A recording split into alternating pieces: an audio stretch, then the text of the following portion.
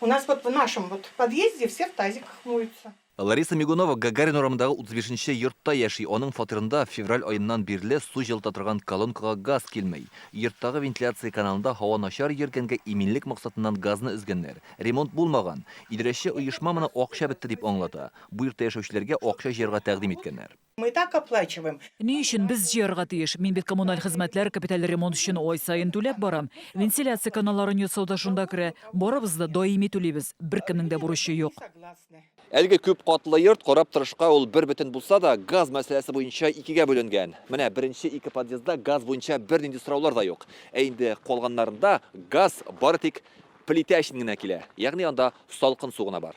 Бу ике подъездда вентиляция каналларын җәй көне ремонтлыйлар. Кемнәр үз сыйлы белән кемдер акча биреп эшләтте инде шул. Монда башка инде.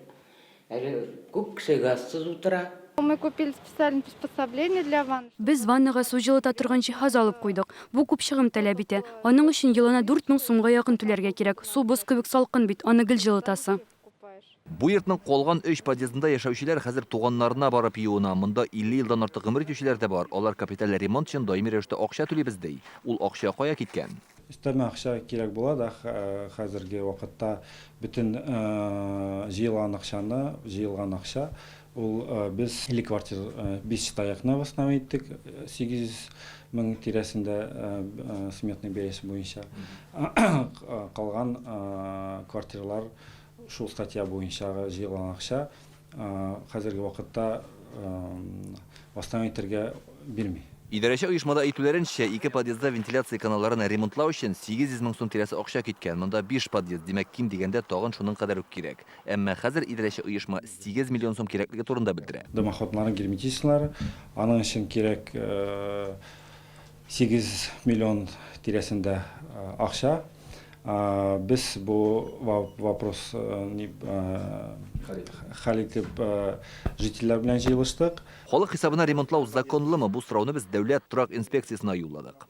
Управляющей компании денег на это нет. Идарәче оешма шул йортта яшәүчеләргә мөрәҗәгать иткән, акча җыеп тиз арада вентиляция юлларын ясар өчен. Тик халык ризалашмаган. Идарәче оешманың бу эшне башкарып чыгарлык акчасы юк.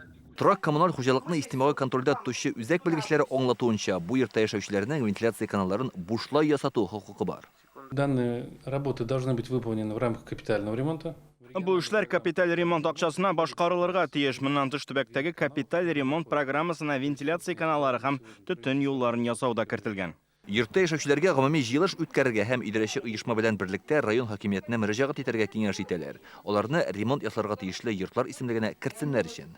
Илдар Сафиуллин, Марат Зайдуллин, Олег Мыльников, Яңа Гасыр каналы.